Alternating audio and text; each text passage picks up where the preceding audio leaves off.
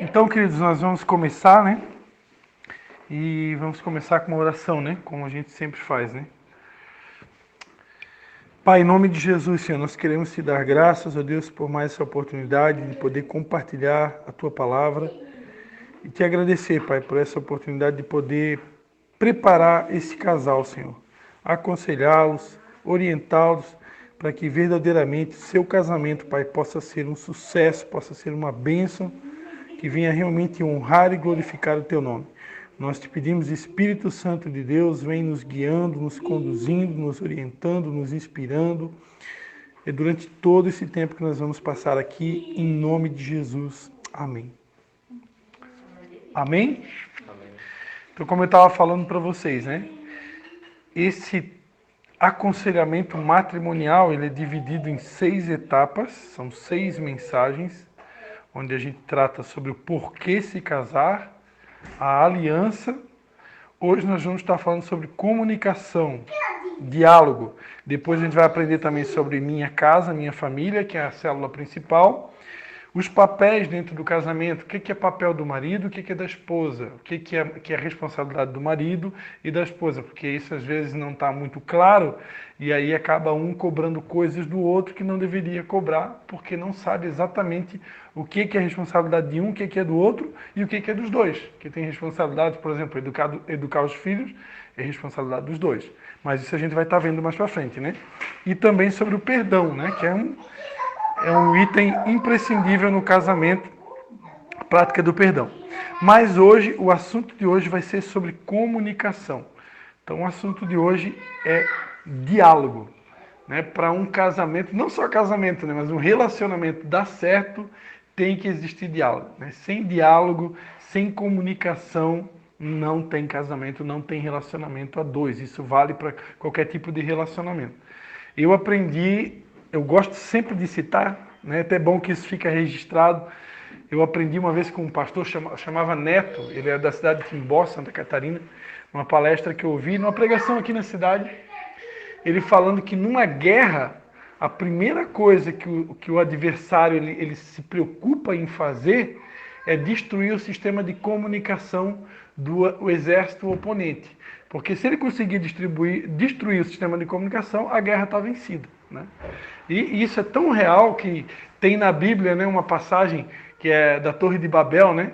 Eles estavam querendo construir uma torre para chegar no céu, só que da forma errada, e Deus não gostou daquilo ali que estava acontecendo, e aí Deus então resolveu confundir a língua deles, né? Foi ali que eu creio que nasceu os diversos idiomas, né? E aí Deus acabou com a brincadeira deles ali e impediu que eles chegassem no céu da forma errada.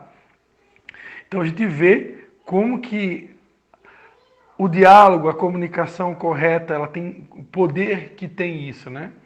E também o prejuízo que tem quando a gente não sabe ou não aprendeu a se comunicar, né? Uma coisa que eu aprendi também é que comunicação não é o que a gente fala. Comunicação é o que a outra pessoa entende. Às vezes a gente acha que está se comunicando muito bem, que a gente está, que a gente é nota 10 no diálogo, na comunicação, na nossa ótica, mas na ótica do outro, às vezes esse diálogo é nota 5 ou nota 6, ou enfim. A gente aprenda a orar, né, para que Deus mostre a hora certa de falar as coisas. Porque a Bíblia diz como maçãs de ouro em salvas de prata são as palavras ditas a seu tempo. Se eu falo uma coisa na hora certa, ela vai ter um benefício para mim. Se eu falo na hora errada, por exemplo, vamos supor que você cometeu algo muito grave no passado. E você resolve, você aprendeu hoje que não pode haver segredo no relacionamento. Aí você vem e já hoje à noite mesmo, você já vai contar tudo para a Sabrina. Pode ser que hoje à noite ainda não é a hora certa de falar, tá entendendo? Então, para isso a oração. Porque às vezes o outro lado ainda não está preparado para ouvir aquilo que a gente precisa falar. Então a gente tem que respeitar isso, né? A gente presenciou num encontro de casais que nós organizamos, a gente presenciou um caso de um casal que acabou abrindo um para o outro um acontecimento do passado, sem que a pessoa estivesse preparada para ouvir aquilo, e quase que aquela situação gerou um divórcio, né? Ela gerou uma ferida bem grave, que levou muito tempo. Esse casal está junto ainda hoje, pelo que eu sei, mas aquilo gerou uma ferida muito grande, e quase gerou um divórcio. Por quê?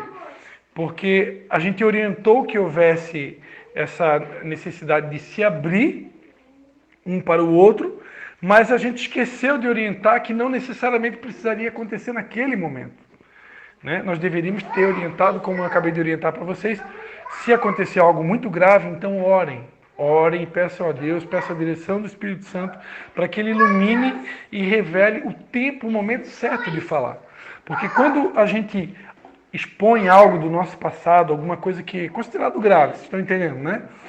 Às vezes não tem, às vezes vocês aqui são um casal que não tiveram nada, glórias a Deus. Mas tem casais aqui que vão me ouvir, esse áudio vai ficar gravado na internet, que pode ter. E aí o que acontece? Quando você fala, expõe algo do teu passado, na hora errada, aquilo vai gerar uma ferida em cima de uma outra ferida. Vai gerar um outro problema, né?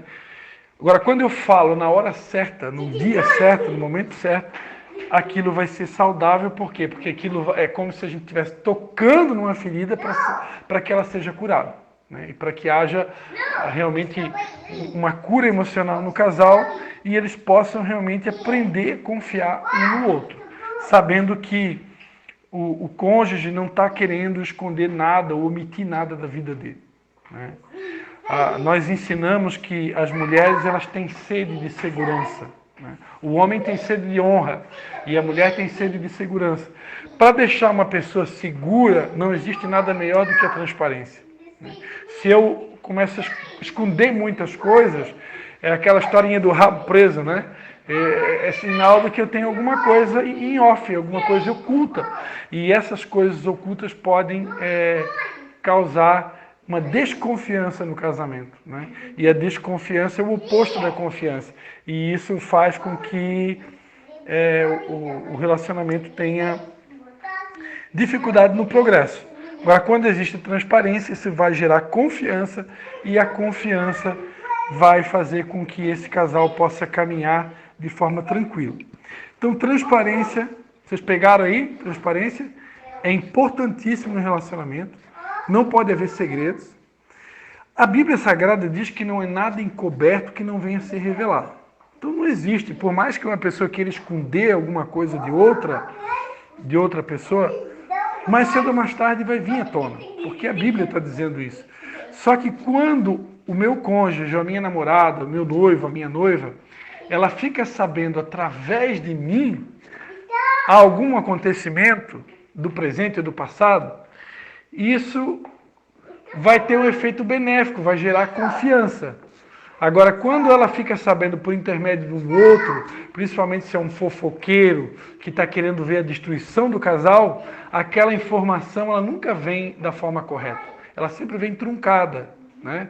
Vamos supor que você teve um relacionamento com uma outra mulher durante o tempo que vocês estavam namorando, antes de se casar, né? Vocês acabaram de casar no civil. Então, o que acontece? Se essa informação chega para ela por intermédio de uma outra pessoa, está arriscado o divórcio acontecer naquele mesmo dia, né? Porque ela vai chegar a informação de uma maneira violenta que é para destruir mesmo, que Satanás vem para roubar, matar e destruir. Agora, se chega da tua boca, se tu fala do jeito certo, no momento certo, na hora certa, vai que existe uma justificativa real, como aconteceu no meu caso, a minha esposa era doente de ciúme, a gente estava bem no começo do namoro e eu não suportei aquilo, né? Foi algo até permitido por Deus, porque aquilo ali gerou uma situação depois para que a minha esposa pudesse ser confrontada, entender que o amor não arde em ciúmes, que 1 Coríntios 13, né? Que o amor não vem de Deus, e ali ela ser curada para que a gente pudesse dar continuidade ao nosso namoro, e então hoje casamos, né? Então Deus permitiu aquela situação. Não estou me livrando da situação, mas eu entendo que foi uma permissão de Deus naquela ocasião, né? Para que houvesse uma cura, porque realmente ciúme é algo terrível, né? Ciúme, assim como inveja, né? São coisas distintas, mas que são doenças, né? Doenças da alma humana, né? Que precisa haver cura.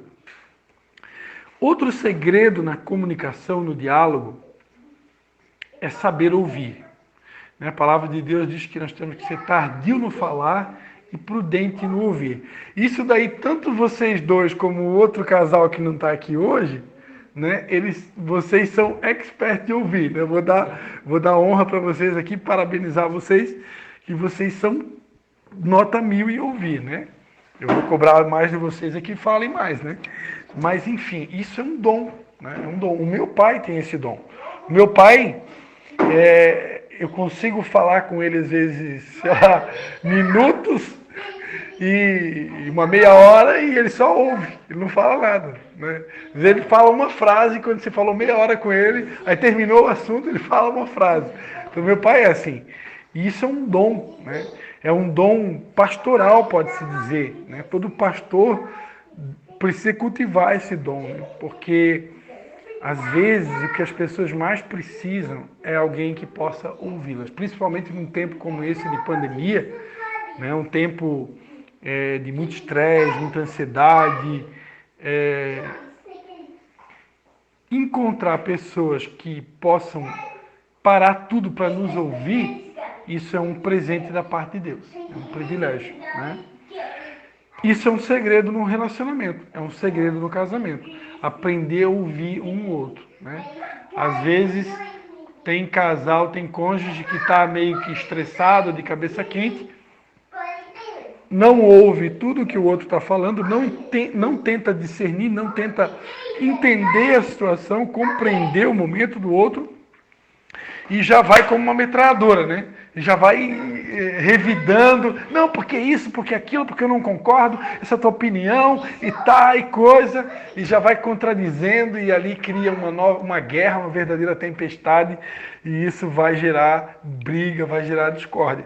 Agora, quando pelo menos uma das partes, né, aprende a ouvir sem falar nada, e consegue, né, guardar aquilo no coração, meditar, ponderar, para que no momento certo, então, voltem a conversar sobre aquela demanda, aquele assunto que gerou um conflito. Isso é extremamente saudável, né? Felizes aqueles que aprendem a ouvir. Né? A Bíblia também diz que na multidão de palavras há pecado. Geralmente aquele que fala demais acaba pecando, e quem aprende a ouvir e que fala menos acaba acertando. Então isso é um dom, é uma dádiva divina. Uma pergunta: por que eu não consigo entender o meu cônjuge? Né? Essa pergunta eu já quase que respondi no início aqui da nossa lição. Porque falamos linguagens diferentes. Né? Eu não consigo muitas vezes entender o meu próximo, entender o meu cônjuge, porque a educação foi diferente, vieram de culturas diferentes, famílias diferentes, aprenderam linguagens de se comunicar diferentes. Vocês vão aprender isso daqui a pouquinho aqui. E aí, é como eu falei no começo, um está sempre tentando falar uma linguagem, o outro está tentando outra, e a gente não consegue se entender. É de uva, filho? Não, o Levi ele tem um pouco de dificuldade na comunicação. Hoje, agora ele falou uma frase que deu para entender perfeitamente. Mas tem dias que ele fala e a gente não consegue entender nada do que ele fala. Então é horrível, né? Por isso a gente começou um tratamento aí com ele. Então é horrível porque você está falando com uma criança, ele quer se comunicar, você não entende o que ele fala. Então é muito difícil. Então imagina isso num casamento, né? Que você está falando, mas a outra pessoa não está entendendo. Então é importantíssimo que a gente possa aprender a linguagem do outro, para poder, então, existir uma comunicação, um diálogo, uma linguagem saudável. Lembrando ainda que essas diferenças de linguagem, de comunicação, está muito ligado também, muitas vezes, à nossa origem, né? A costumes familiares. Dependendo de onde a gente vem. Por exemplo, eu sou catarinense e minha esposa é gaúcha, né? Hoje eu estava ouvindo numa rádio, enquanto estava dirigindo o carro, eu coloquei na rádio aqui, Novo Tempo, FM, né? Estava escutando ali, acho que era Novo Tempo. Eu estava escutando um pastor, ele estava citando um provérbio, só que na língua gaúcha, né? O gaúcho usa muito a linguagem tradicional, né? E ele estava ali falando um provérbio muito conhecido, só que falando no gauchês, né? Eu achei aquilo um barato, né? Muito engraçado. Só que assim, para quem não é gaúcho, você não entende nada. Claro que ali o pastor ele citou na língua portuguesa normal e depois ele citou o mesmo provérbio no gauchês, né? Então, assim como vocês são nordestinos, os dois, né? Então, o nordestino também tem o seu sotaque, também tem a sua cultura.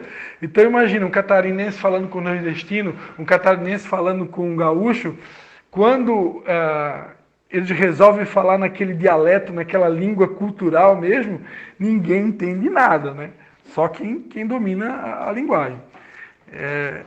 E assim a gente herdou muitas culturas, costumes da nossa família, né, que às vezes não são tão bem entendidas pelo cônjuge, pela outra pessoa, porque ela não teve a mesma, não veio da mesma família, não veio da mesma cultura, não veio do mesmo estado, muitas vezes, em alguns casos até não veio até do mesmo país, né? Então, com certeza, vai haver dificuldade, mas com o tempo tudo pode ser sanado.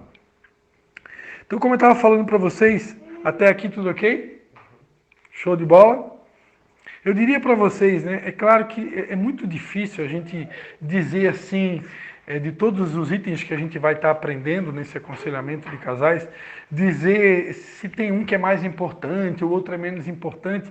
Eu acho que é muito perigoso a gente fazer isso. Porque todos os itens que a gente vai aprender são importantes. Agora, não há como negar que diálogo, comunicação é um dos segredos principais em qualquer relacionamento.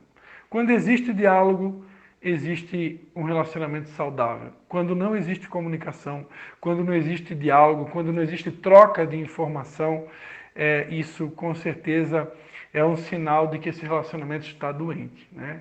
Eu vi uma vez uma palavra de um pastor muito conhecido aqui em Santa Catarina, o nome dele é Maico Abud, ele é da Igreja Embaixada do Reino de Deus, e o pastor Maico Abud, numa mensagem dele, ele falou, quando entra silêncio no relacionamento, silêncio total, isso é um sinal que há um problema grave no relacionamento, né? O que aconteceu com Adão e Eva no Jardim do Éden? Quando Adão e Eva perceberam que estavam nus, que haviam pecado contra Deus, né? Quando eles comeram da árvore do conhecimento do bem e do mal, no qual eles não deveriam ter comido, e eles perceberam que estavam nus, imediatamente eles tentaram se esconder, né? Tentaram se esconder de Deus. Aí entrou o silêncio, né? Achando que poderiam se esconder de Deus. E esse silêncio, ele é extremamente maléfico, né? Então, ali no caso do contexto bíblico, o próprio Deus veio visitá-los e perguntou, por que vocês estão se escondendo de mim? Por que o silêncio, né? Não há necessidade de isso acontecer. Mas é claro, Deus que é onisciente, onipotente, onipresente, ele já tinha visto tudo, já sabia de tudo o que tinha acontecido. E ali Deus os confrontou e também deixou para eles ali também uma sentença, né? Por causa da consequência do pecado. Então, o silêncio denuncia enfermidade no relacionamento. Excesso de silêncio. Quando um se cala para o outro, isso a gente vê às vezes, quando a gente está mais tempo no relacionamento, a gente percebe isso às vezes no olhar, né? Às vezes não precisa, não necessariamente o silêncio, né? O teu cônjuge, se ele entrar em casa, tu só no olhar tu já percebe como que a pessoa está, né? E no olhar tu também percebe se ela quer falar ou se ela não quer falar. Se ela está afim de conversar ou não está. Mas enfim, fugir um pouquinho aqui do foco, a questão toda é que silêncio denuncia enfermidade. Claro que a Bíblia também diz em Eclesiastes 3 que há tempo de falar e tempo de calar. Então existem momentos no relacionamento que precisa haver o silêncio. E esse silêncio muitas vezes é até um respeito pelo momento que o outro está vivendo. Por exemplo, luto. Nós estamos vivendo um tempo onde muitas pessoas estão de luto por causa da perda de inúmeros entes queridos durante essa pandemia. Então o luto ele gera uma dor emocional muito grande. E as pessoas que estão sofrendo emocionalmente o luto, muitas vezes elas querem ficar sozinhas. Muitas vezes elas precisam ficar sozinhas. É uma necessidade. E a gente precisa respeitar isso, né? Então, esse é um tipo de um silêncio que eu consideraria benéfico e necessário, né? Porque o próprio Jesus Cristo, quando soube da morte de João Batista, ele se ausentou por um tempo. Ele foi para o deserto ficar a sós por um tempo. O próprio Jesus Cristo, né? Então, por quê? Porque diante do luto, o silêncio muitas vezes faz-se necessário, né? Agora, até que se passe o luto. Agora, passou aquele período de luto, o diálogo precisa voltar, né? Precisa retornar ao diálogo. Então, só para dar um exemplo, assim, que existem momentos que realmente faz-se necessário o silêncio, né? Mas isso são fases, não pode ser para sempre, porque se for para sempre, alguma coisa está errado, né? Ok? Então, como eu falava para vocês, existem pelo menos 5 linguagens de amor, linguagens emocionais do amor, que nós precisamos aprender. E vocês vão aprender nessa aula aqui que a linguagem de um não necessariamente é do outro. Então a gente precisa identificar a nossa, precisa identificar a do outro, para que a gente possa aprender a falar a linguagem um do outro. E assim a pessoa se sentir amada. Porque quando a gente fala a nossa linguagem, que não é a do outro, às vezes a gente acha que a pessoa está se sentindo amada por nós, quando na verdade não está. Então é muito importante eu conhecer. Quem desenvolveu esse estudo das 5 linguagens do amor, todas elas são fundamentadas na Bíblia, né? Deixando bem claro que tudo que estamos falando aqui, tudo está respaldado na Bíblia. Foi um doutor americano, Dr. Gary Chapman. Ele escreveu, tem mais de um livro, na verdade, mas tem um deles que é As 5 Linguagens do Amor. Tudo baseado em textos bíblicos, né?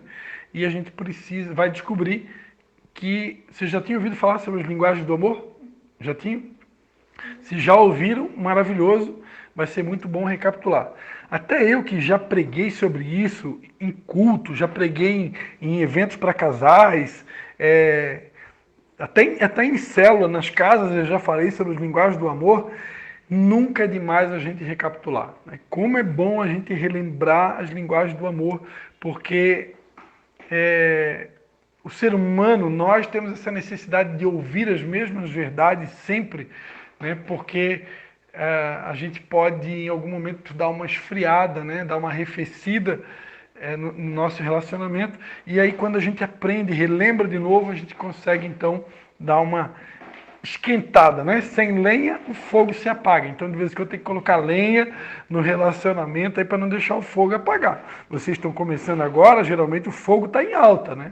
Mas à medida que vai passando o tempo, nascem os filhos, vem as dificuldades, vem às vezes a doença, às vezes a dificuldade financeira, um problema no relacionamento, um problema com o filho. Isso tudo, a tendência é contribuir para arrefecer, para esfriar o relacionamento. Então, há uma necessidade da gente estar sempre colocando lenha, cuidar para não virar rotina, para esquentar esse relacionamento e não deixar o fogo apagar. Ok? E coisa linda é o amor, né? E a paixão, né? Então, as linguagens do amor. Existem muitos idiomas, línguas. Se falarmos somente português e quisermos conversar com o chinês, por exemplo, não conseguiremos nos entender. Se quisermos ter uma boa comunicação, será necessário aprendermos a linguagem daquele com quem desejamos nos comunicar. O mesmo acontece no amor. A maneira como você expressa o amor e se sente amado pode ser tão diferente do seu cônjuge quanto o português do chinês.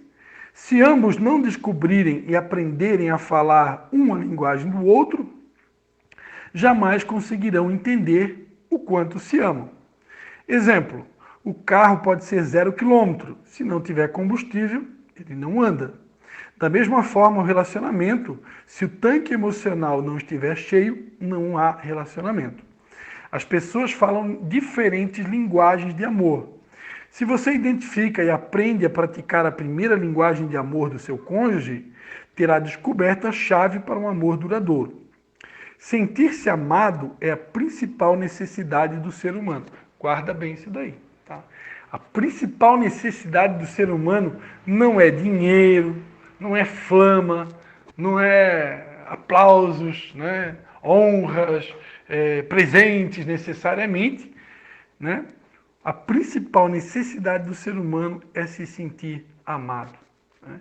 Por isso a gente ensina, dentro do tema libertação, que a principal janela de entrada para que Satanás atue nas vidas e nas famílias, trazendo destruição, é um pecado, uma brecha chamada rejeição. Sentimos que rejeição é um sentimento. Não necessariamente aquilo está acontecendo, mas nós podemos, em alguma ocasião, nos sentir rejeitados por conta do comportamento da pessoa que a gente se relaciona, ou do próprio cônjuge. O sentimento de rejeição, ele gera uma verdadeira cratera, né? Não seria uma brechinha, seria uma brechona, uma verdadeira cratera que vai dar acesso para que o inimigo venha entrar nas nossas vidas e ele vem para roubar, matar e destruir. Então o sentimento de rejeição, ele é algo muito grave, muito perigoso, espiritualmente falando, emocionalmente falando. Contrapartida, o oposto da rejeição é o amor, né? Então realmente isso aqui é totalmente real. Sentir-se amado é a principal necessidade do ser humano. O ser humano foi feito para ser amado, né? Deus é o Deus do amor que nos ensinou que o principal e primeiro mandamento é amar a Deus de toda força, alma e entendimento e ao próximo como a nós mesmos. Deus nos criou para amar, né? Mas o amor não é... A prática do amor não é algo assim tão simples, né? Porque, como eu falei aqui, existem inúmeras situações que contribuem para apagar o amor. Então, vou repetir. Sentir-se amado é a principal necessidade do ser humano. Para isso, Deus idealizou o casamento. Compreender as 5 linguagens do amor e aprender a falar a primeira linguagem do seu cônjuge pode alterar completamente o comportamento dele. As pessoas tornam-se mais doces e amáveis quando o seu tanque emocional está cheio. Então, quando a gente está bem emocionalmente, a gente se torna doce, se torna amável. Coisa terrível é se relacionar com alguém que está azedo, com alguém que está amargo, né? Com a namorada, a noiva, quando ela está azeda, não quer conversa. É os dias da TPM, né? Deixa eu aqui, não fala comigo. Não sei se isso já aconteceu com vocês, mas pode acontecer. Tem mulheres que atravessam a fase da TPM assim com mais tranquilidade. Outras, nem tanto, né?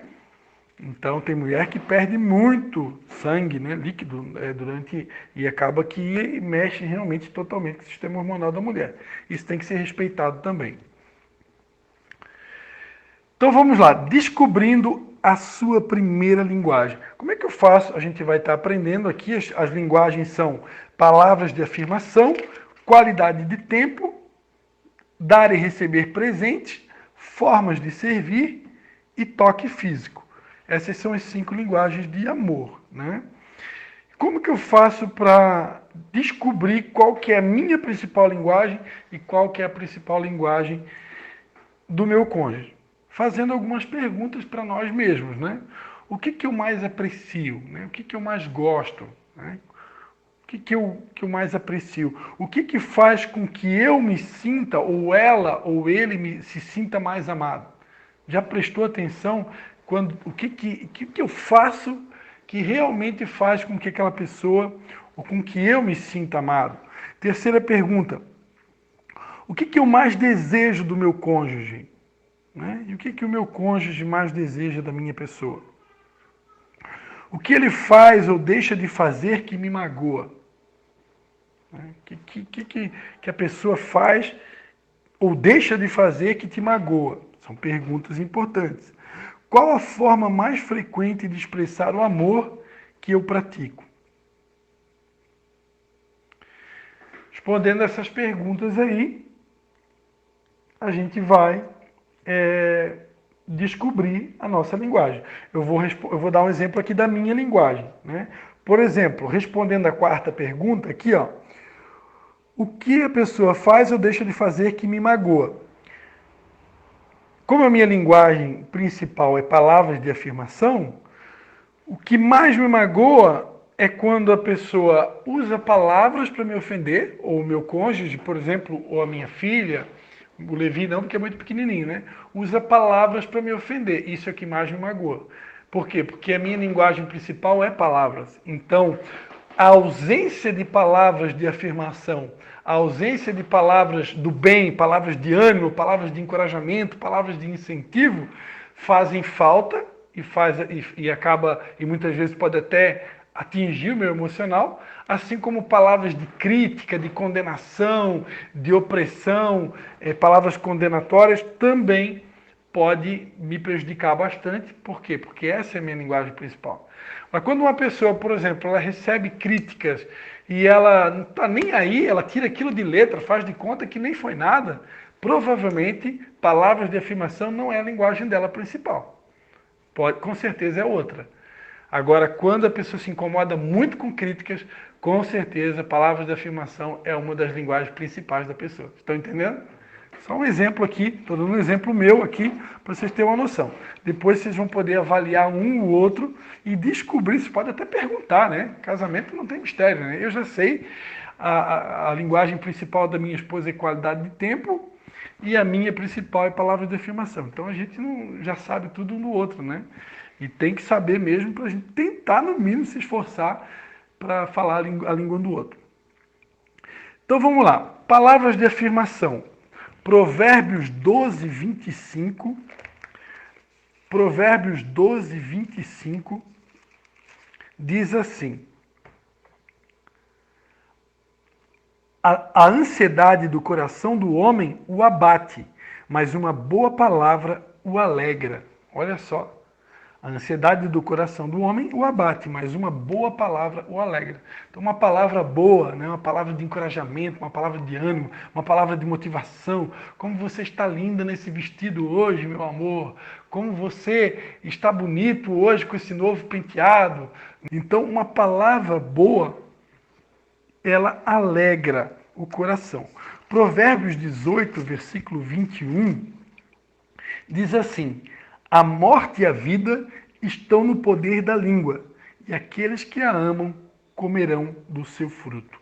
Então, olha só, a morte e a vida estão no poder da língua, e aqueles que a amam comerão do seu fruto. Olha o poder que a gente tem na nossa boca. A Bíblia diz que a nossa boca pode gerar bênção e maldição, pode gerar vida, como pode gerar morte.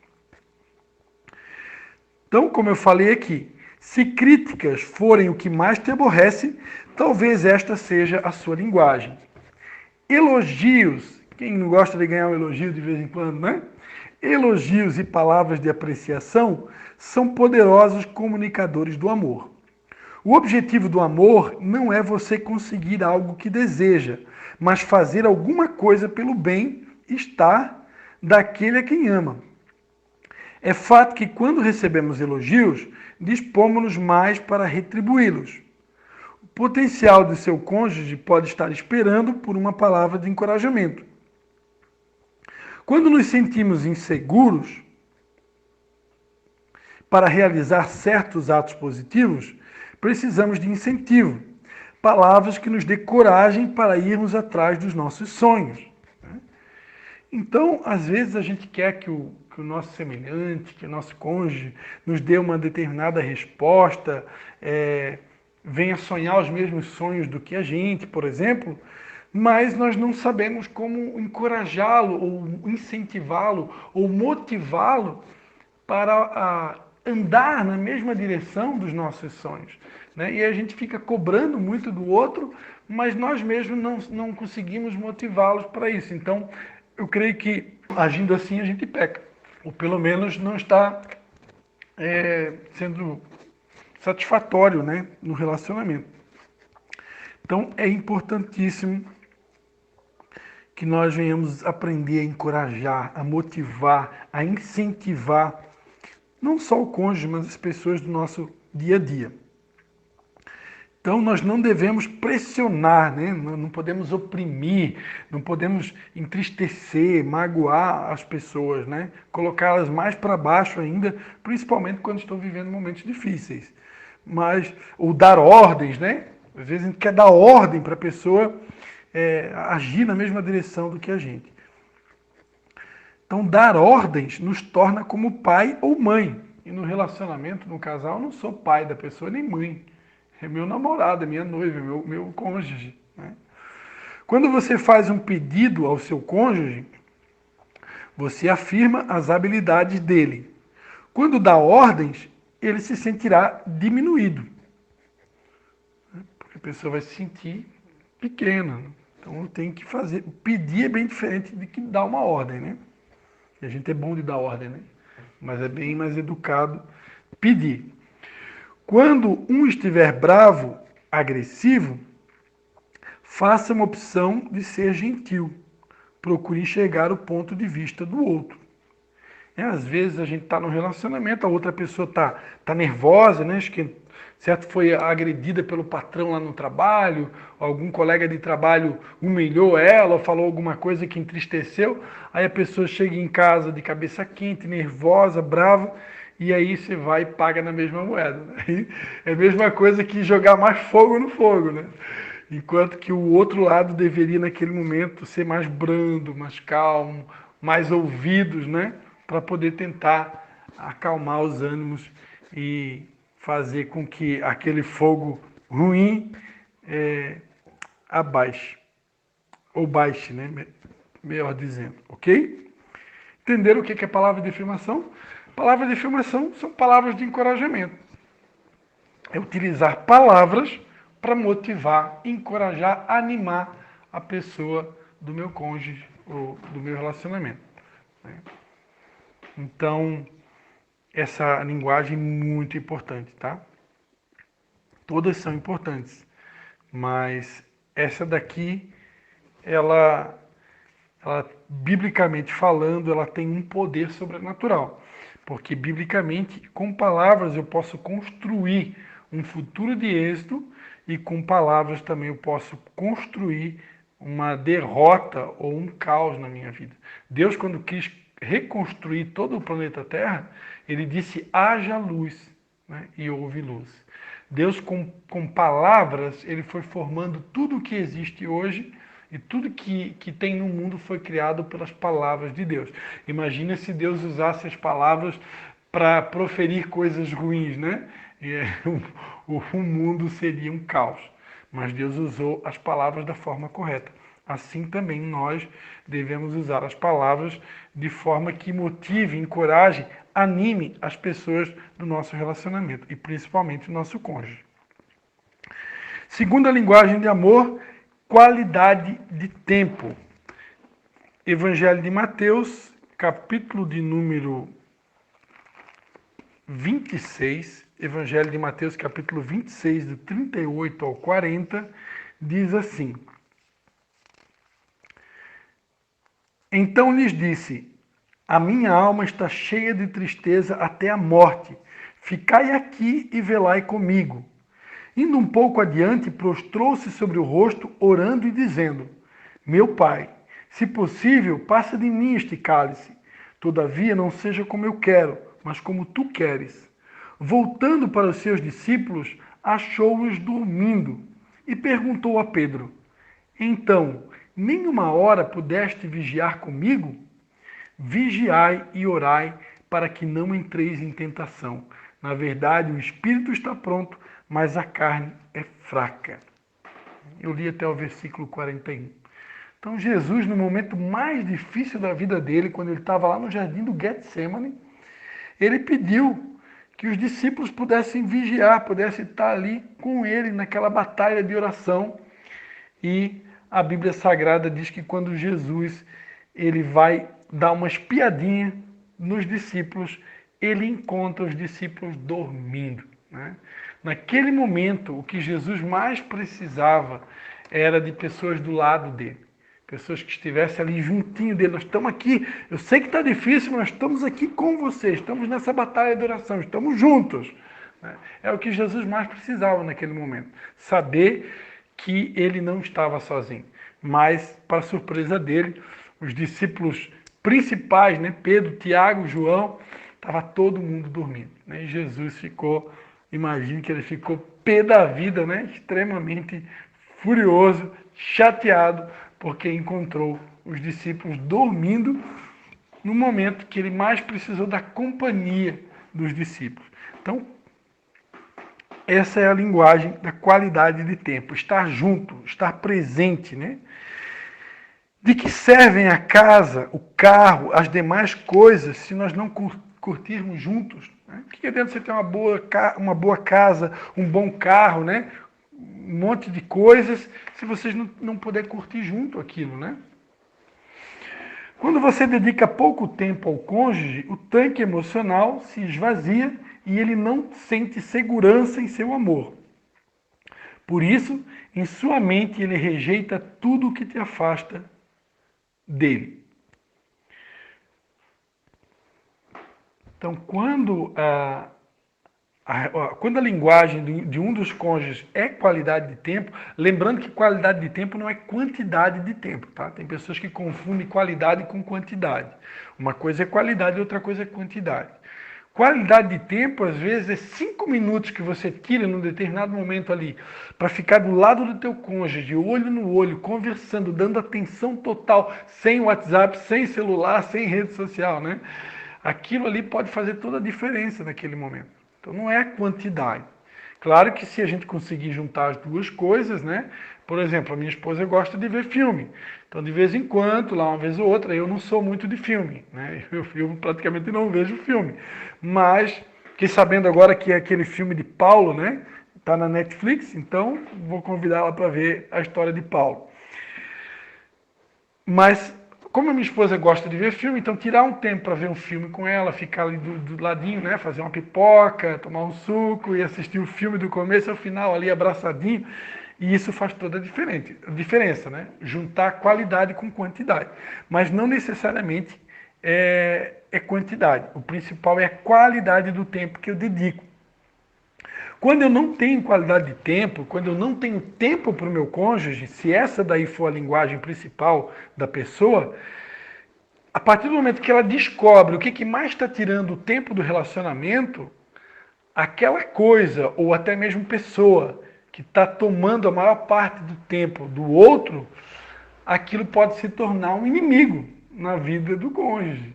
Porque ele vai, poxa, mas o meu marido, a minha esposa, só quer estar com aquela pessoa, só quer passear com aquele amigo ou com aquela amiga, ele gosta de andar de bicicleta com fulano, ou jogar um tênis, ou ping-pong, ou futebol, ele gosta mais de jogar futebol com aquela pessoa do que estar comigo. Então, o futebol vai se tornar o inimigo da tua esposa, assim como os teus amigos do futebol também podem se tornar inimigos dela, se aquilo está te roubando o tempo todo dela, tá entendendo? Um exemplo aqui, é claro que o esporte é extremamente necessário, mas tem pessoas que não têm limites, aí ela quer estar no futebol todo dia e nunca tem tempo para o cônjuge, está entendendo, né? Então aquilo pode se transformar num inimigo.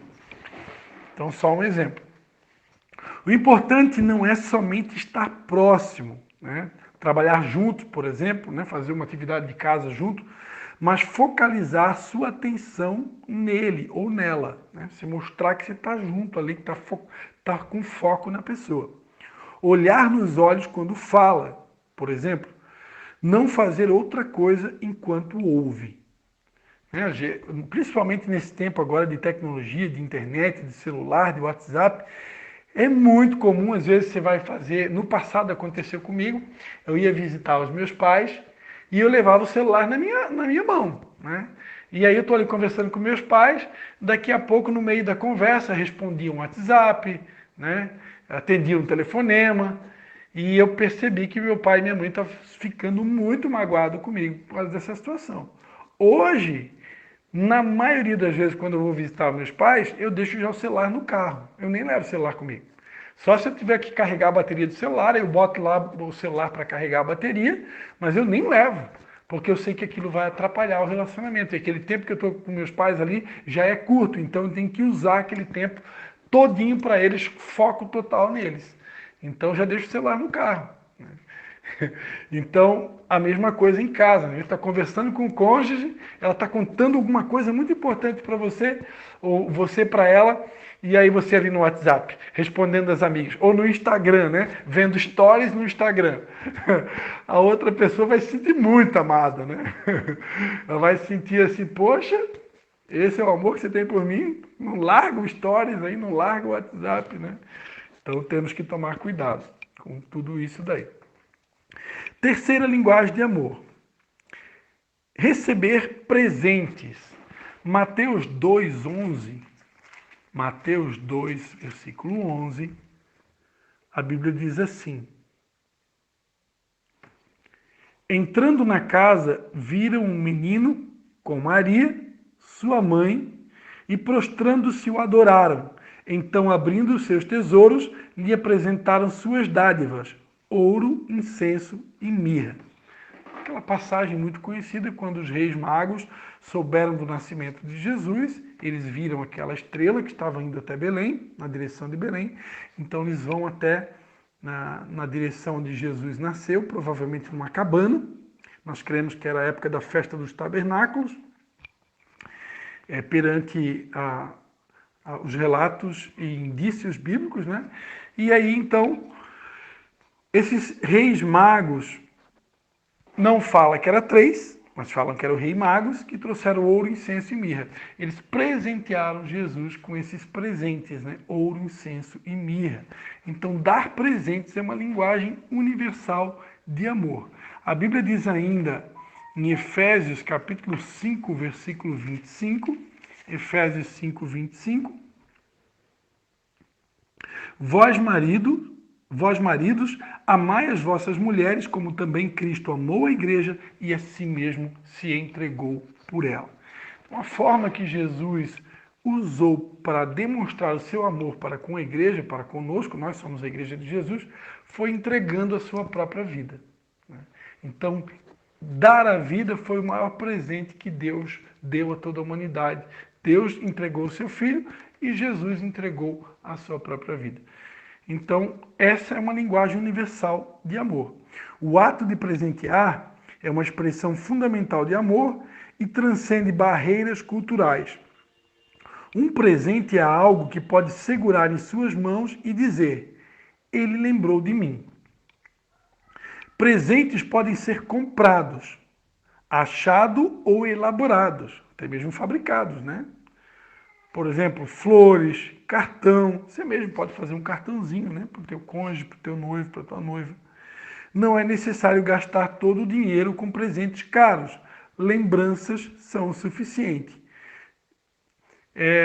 Eu gosto sempre de citar uma frase que eu assisti quando a minha filha Ana Cristina era criança. Ela assistia um desenho da Peppa Pig. Já ouviu falar? E uma vez no comercial do desenho da Peppa Pig, eu vi a Peppa falando a seguinte frase para a mãe dela. Eu acho que era a Peppa dizendo para a mãe: presentes não são coisas, mas é tudo aquilo que é entregue com amor. E eu nunca mais me esqueci dessa frase. Presente não são coisas, mas é tudo aquilo que é dado com amor. Então, quando tem amor, não importa o valor do presente. Eu nunca me esqueço que a Ana Cristina, quando era criança, eu levava ela para dar voltinha de bicicleta e a gente às vezes ia passando assim nos lugares onde tinham pomar, jardim. Às vezes eu levava ela num lugar onde tinha a vaca, o boi, galinha. E ali eu ia apresentando, ó, esse aqui é o boi, essa é a vaca, essa é a galinha, esse é o pato. E às vezes no mato assim mesmo, ela via florezinhas, aquelas flores do mato, flores campeiras, né? E ela dizia assim: pai, para a bicicleta. O que foi, Anne? Eu quero pegar uma flor para levar para a mãe. Aí ela ia lá no mato, pegava aquela florzinha do mato e levava para entregar para a mãe dela. Aquela florzinha não tem valor nenhum, não tem custo nenhum, né? Não precisa pagar por ela, está lá no meio do mato. Mas para a pessoa que recebe aquela florzinha, só o fato dela saber que foi lembrada, por mais que ela não tenha preço, a flor não tem preço, mas ela tem valor. Então, o presente não está ligado a preço, o presente está ligado a algo que tem valor. Quando alguém entrega um presente, para mim aquilo pode não ter pode não ter tido um preço significativo, mas para a pessoa que deu, aquilo teve um valor significativo. E, portanto, aquele que recebe deve valorizar, né, independente do valor do presente. Estão entendendo? Porque o que adianta, por exemplo, você ganhar um carro de presente, ou você dar um carro de presente para o teu cônjuge, né?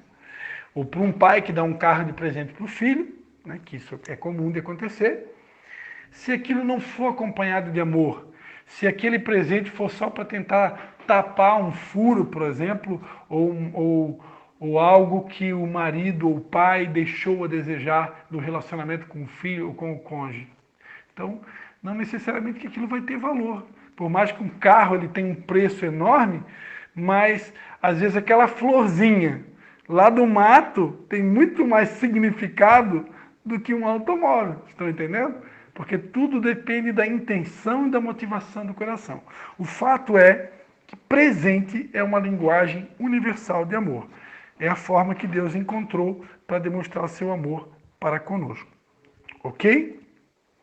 Mais duas linguagens de amor e eu encerro. A quarta linguagem de amor são formas de servir. Evangelho de João, capítulo 13.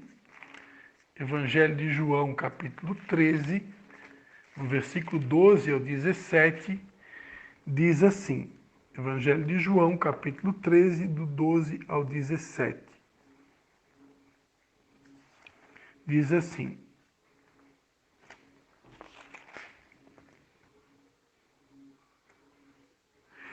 Tendo terminado de lavar os pés dos discípulos, Jesus retomou as suas vestes, voltou para a mesa e perguntou: Entendeis o que eu fiz? Vós me chamais de mestre e senhor, e dizeis bem, pois eu sou. Ora, se eu sou senhor e mestre, vos lavei os pés, vós deveis também lavar os pés uns dos outros. Eu vos dei o exemplo para que façais o que eu fiz. Em verdade vos digo, que o servo não é maior do que o seu senhor, nem o enviado maior do que aquele que o enviou. Agora que sabeis estas coisas, bem-aventurados sois se a fizerdes. Amém? Então essa é a famosa passagem quando Jesus Cristo ele pega uma bacia e ele lava os pés de todos os discípulos, né? Jesus ali dá a maior lição de servo que o mundo poderia ter visto. Então, servir é procurar agradar, realizando coisas que a outra pessoa aprecia. Preparando o almoço, levando o lixo para fora, trocar a fralda do bebê, guardar o sapato no lugar correto, né? Tirar aquela toalha que está jogada em algum lugar indevido da casa, né? Ajudar a esposa a varrer a casa, até mesmo lavar a louça, enfim, dividir as tarefas do lar, um servir o outro. Eu conheço pessoas que são, vou honrar aqui o pastor Oscar, né, que faleceu recentemente, que era nosso braço direito no ministério, essa era a linguagem principal dele. Então tem pessoas que têm o dom de servir, né? Ela nasceu, ela ama servir. A Bíblia diz ainda em Gálatas 5,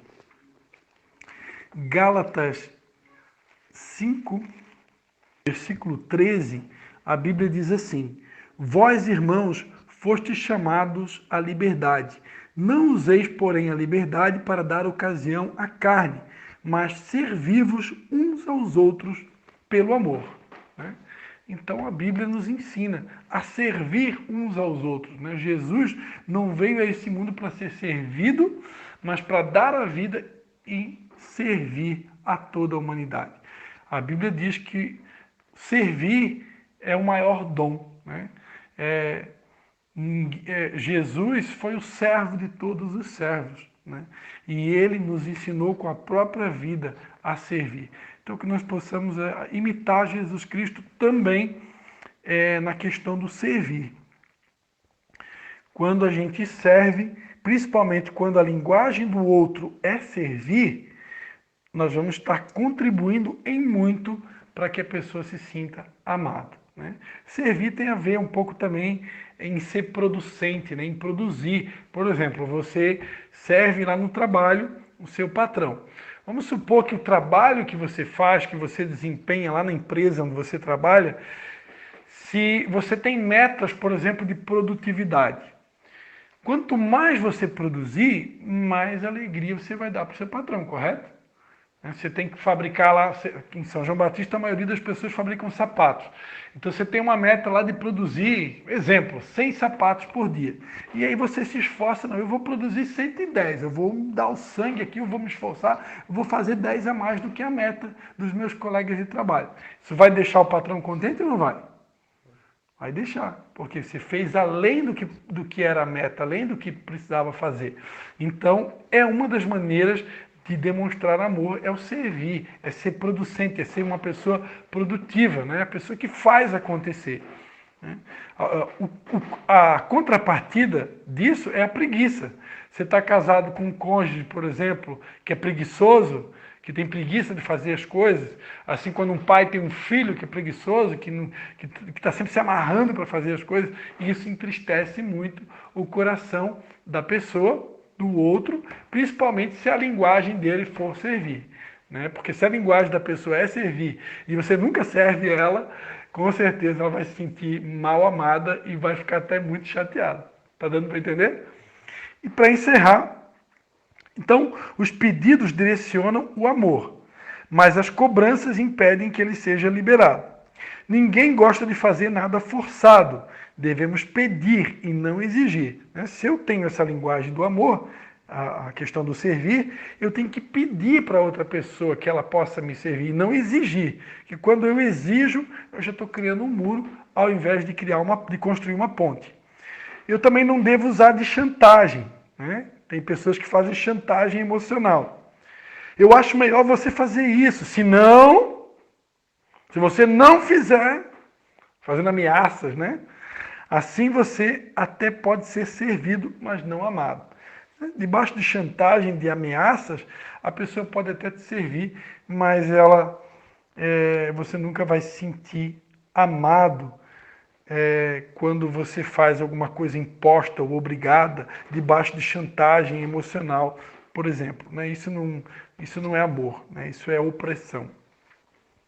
E para encerrar, nossa última linguagem de hoje, o toque físico. Efésios 5, 28 a 29, diz assim: Assim devem os maridos amar as suas próprias mulheres como a seus próprios corpos. Quem ama sua mulher, ama a si mesmo. Afinal de contas, nunca ninguém odiou a sua própria carne, antes a alimenta e sustenta, como também o Senhor a igreja. Depois, Provérbios 5,18. Provérbios 5,18 diz assim: Seja bendito o teu manancial, alegra-te com a mulher da tua mocidade. Provérbios 5,18. Existem outros textos, né, como Cantares de Salomão, né, que são até mais assim quentes, né, que falam até de partes do corpo do cônjuge. Né? Isso está falando de toque físico, tocar no corpo da pessoa. Né? Isso está muito ligado ao carinho, abraço, cafuné e até mesmo o relacionamento íntimo, o mais íntimo do casal, que vocês sabem o que é. Então, tudo isso está ligado a toque físico. Tem pessoas que essa é a linguagem principal dela. Se for a pessoa, o marido, se for a linguagem principal da mulher, o marido vai ter que comparecer. E se for do marido, vice-versa. Né? Até, diga-se de passagem, em se tratando de casamento, quando o marido se abstém, por exemplo, da prática sexual durante um período muito grande de tempo, isso pode ser caracterizado pecado. A Bíblia ensina em 1 Coríntios 7 que isso pode acontecer por um tempo de oração. Às vezes o marido, a esposa está num tempo de consagração, de jejum, de oração, ela precisa se abster da prática sexual por um tempo, mas isso é por um tempo, não pode ser muito tempo, porque senão isso vai dar problema. Pode que o outro cônjuge vai entrar aí numa escassez muito perigosa. Os bebês que são abraçados e pegos no colo desenvolvem uma vida emocional mais saudável do que os que não têm contato físico. Então, olha só o que a Bíblia diz aqui em Mateus 10, 13 e 16. Mateus 10, versículo 13 e 16, a Bíblia diz assim: Se a casa for digna, desça sobre ela a vossa paz. Se não for digna, torne para vós a vossa paz. Versículo 16. Eu vos envio como ovelhas ao meio de lobos, portanto, sede prudentes como serpentes e simples como a pomba. Então aqui Jesus, quando enviou os discípulos, né, na missão dos 70, né, Jesus recomendou, né, se a casa fosse digna, desça sobre ela a vossa paz. Se não for digna, torne para vós a vossa paz. Né? Ele disse que estava enviando eles como lobos, como ovelhas em meio aos lobos, que deveriam ser prudentes como serpentes e simples como as pombas. E a gente vai ver aqui também que Jesus dá toda a instrução, né? Se eles fossem bem recebidos, ok. Se fossem mal recebidos, então sacode a poeira e sai fora, né? Então a verdade é que quando você entra numa casa e a pessoa já vem te saudar na porta, né? E vem te dar um abraço, seja bem-vindo, né? Que nem eu cheguei aqui, abri a porta para vocês, recebi vocês na porta, mas eu poderia ter aberto a porta, entra aí, né? De qualquer maneira. Então, a forma que a gente sauda ou recepciona uma pessoa, isso faz toda a diferença, né? Eu posso fazer com que a pessoa se sinta amada só na forma que eu recepciono ela e também na forma que eu não recepciono. Né? Então, posso até fazer com que a pessoa se sinta rejeitada se eu não souber como recepcionar alguém, por exemplo, na minha casa. Andar de mão dadas. Vocês gostam de andar de mão dada? Andar de mão dada, beijar, abraçar, manter relações sexuais, né? Estou repetindo tudo. São as formas de toque físico. O caminho para conquistar o coração do meu marido é o estômago. Uma frase. O caminho para conquistar o coração do meu marido é o estômago. Minha mãe já dizia isto. Né? Então, tem pessoas... Aqui está mais ligado, eu creio, que ao servir, né? Mas, enfim... Tem maridos e esposas que são conquistados pelo estômago, né? Fazer uma comidinha, por exemplo, né? Eu confesso para vocês que quando eu comecei a namorar com a Patrícia, até a gente brincou essa semana aqui que ontem à noite eu fiz um sanduíche, eu fiz vários, né? Uns 2 sanduíches de atum para ela. E atum é o que ela mais fazia quando a gente estava namorando, né? Sanduíche de atum, eu sempre brinco, né? Atum cozido, atum frito, atum ensopado. Que compra lata de atum lá e compra lá maionese, sei lá, ketchup, faz um molho ali com atum e põe num pão, acabou, né? E ontem à noite eu fiz para ela, voltando ao primeiro amor. Então, é uma maneira de conquistar o cônjuge, né? Fazendo uma comidinha. Talvez a linguagem do seu marido ou do seu cônjuge não seja a mesma do seu pai. Seu marido não quer só pratos elaborados no seu coração. Nada substitui um carinho. Então não é só fazer uma comidinha bem elaborada, né? Mas isso precisa ser acompanhado de amor, acompanhado de carinho. Só fazer a comida em si, a pessoa, você vai lá, vamos supor que você é bom na cozinha, você vai lá, faz um prato de excelência e bota na mesa, come aí. Vai resolver muita coisa, né? Agora, se eu faço com carinho, preparei uma comidinha para você, vai lá, prepara a mesa, bota ali uma vela, né? Faz todo o clima e melhorou, né? Às vezes, nem precisa falar que eu te amo. Um simples abraço já diz tudo, né? Cantares de Salomão. Cântares, né? Tem gente que fala cântares ou cantares de Salomão. O Cântico dos Cânticos, no capítulo 2, do 4 ao 6, diz assim: Levou-me à sala do banquete, e o seu estandarte sobre mim é o amor. Sustentai-me com passas, confortai-me com maçãs, pois desfaleço de amor. A sua mão esquerda esteja debaixo da minha cabeça, e a sua mão direita me abrace. Depois, 1 Coríntios 7, é o último texto que eu vou ler hoje. 1 Coríntios 7, do 3 ao 5, diz assim: o marido pague à mulher o que lhe é devido. Está falando de relacionamento íntimo. E da mesma sorte a mulher ao marido. A mulher não tem poder sobre o seu próprio corpo, mas tem-no o marido. Do mesmo modo, o marido não tem poder sobre o seu próprio corpo, mas tem-no a mulher. Não vos defraudeis um ao outro. Aqui está falando sobre se abster da prática sexual, né? Se não por consentimento mútuo, por algum tempo, para vos aplicardes à oração. Depois ajuntai-vos outra vez, para que Satanás não vos tente por causa da incontinência. É aquilo que eu tinha falado já, né? Se ficar um tempo muito grande sem um relacionamento íntimo, depois que está casado, evidentemente, a gente não recomenda para quem ainda não é casado, né? Essa abstinência pode levar o cônjuge ao pecado, né? Então é bom que cuide com isso daí. Então faça um compromisso de investir na linguagem do seu cônjuge. Amar é um ato de escolha. Amar é a satisfação de dar ao invés de receber. Isto faz a diferença. Então, a gente começou essa aula, né, esse aconselhamento falando sobre a importância de identificar a linguagem, a comunicação do outro, para poder realmente falar a mesma língua. Então, que vocês agora possam descobrir qual a linguagem principal um do outro e começar a falar a linguagem um do outro, e fazendo assim, certamente vai haver um relacionamento muito mais saudável. Amém? A gente vai estar orando e depois eu vou estar abrindo aqui para vocês fazerem perguntas e esclarecimentos finais. Pai, em nome de Jesus, eu te dou graças por mais esse aconselhamento, pela tua presença, doce presença aqui conosco.